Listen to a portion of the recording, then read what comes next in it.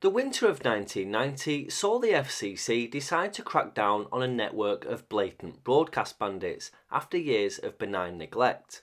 Most of their targets were CBers, with modified rigs blasting away on adjacent bands, with signals that were able to carry across the country.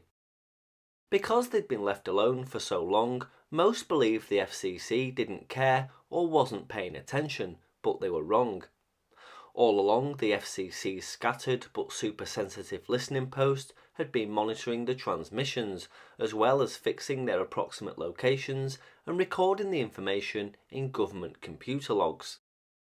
When FCC agents took to the highways in pursuit, they went armed with printouts of radio frequencies, as well as CB handles, the approximate locations, and even the times of day the offenders were usually on the air.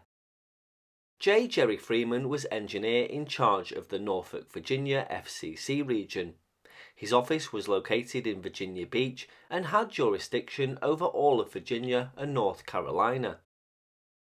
On the night in question, he was practicing a trade as old as radio itself.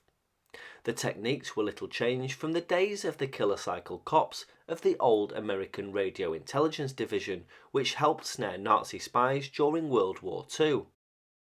However, by this time, the equipment had moved on light years from the old dark vans of the war movies with their rooftop loop antennas and agents huddled at the dials of a glowing tube receiver.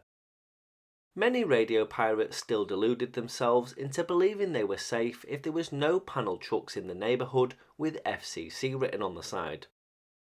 Freeman went to one of his office's many secret storage areas and got into what looked like an ordinary American car. No suspicious antennas bristled from its body, no official seals marked it for identification, but this was anything but stock. FCC engineers had removed the original roof and replaced it with a fiberglass duplicate in which special antennas had been embedded.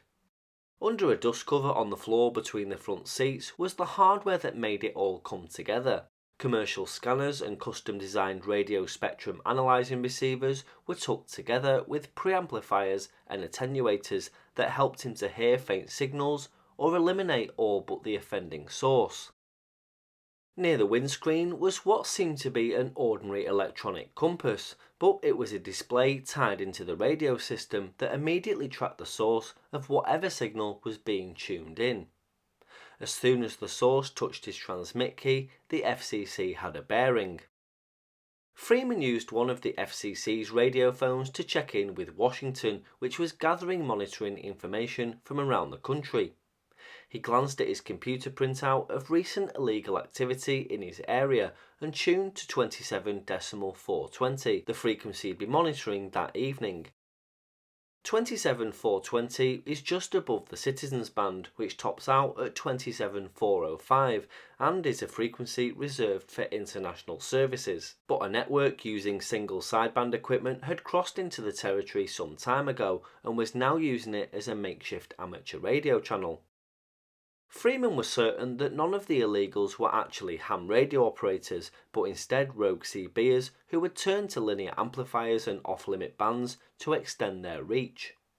At 7:23 p.m, someone began transmitting on the frequency. He identified himself by the number 387 and comfortably asked about the strength of his signal.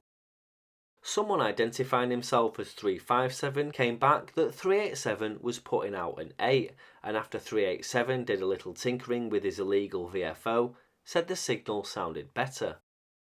Freeman set off to the south after 357, the closer target, following the direction finder, but the radio check conversation was brief, so he pulled into a school car park to wait for more.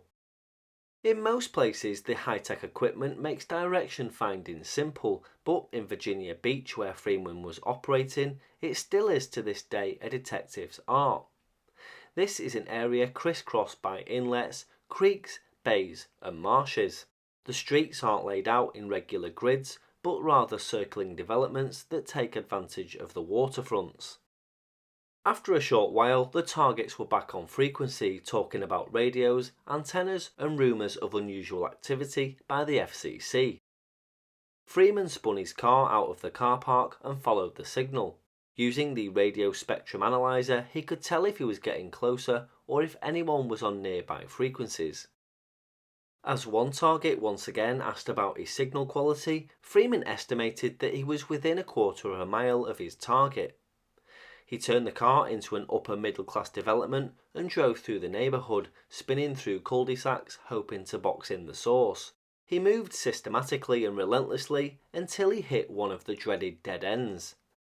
Freeman backtracked and was heading for the next small development when 357 signed off. The frequency went quiet. It was almost 9 p.m. when another FCC car radioed to Freeman telling him they'd tracked down a different offender. They were told not to go in, but to wait until all the network had been found. At 9:15 p.m, Freeman pulled his car onto the top of a bridge, one of the highest spots in the coastal area. Just then, the frequency lit back up. One of the targets was talking about buying a new radio. Freeman turned around and headed after him. It was 357 again. As he got closer, he turned off the preamplifiers and then began attenuating the signal. The display screen showed a strong fat band and the electronic compass guided the way. The target was complaining about a friend who had been busted by the FCC when Freeman slowed down and announced, "We've got him." The compass pointed directly at the house on the corner. Freeman made the turn and the compass spun with him, continuing to track that house, and if further proof was necessary, the house sported a 60-foot tower and beam antenna. It was 9:57 p.m. and Freeman jotted down the address and pertinent information for the fine he would later issue.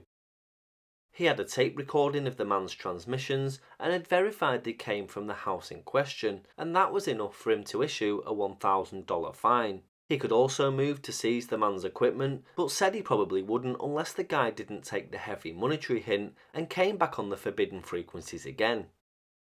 Freeman set out again to find the other side of 357's conversation, and a few minutes later was circling a home miles away. Again, a large outdoor antenna was further confirmation, along with a series of cars sporting antennas on the driveway. When Freeman finished his circle to confirm the location, a car across the street blinked its headlights at him. It was another FCC car, and both had homed in independently on the same offender.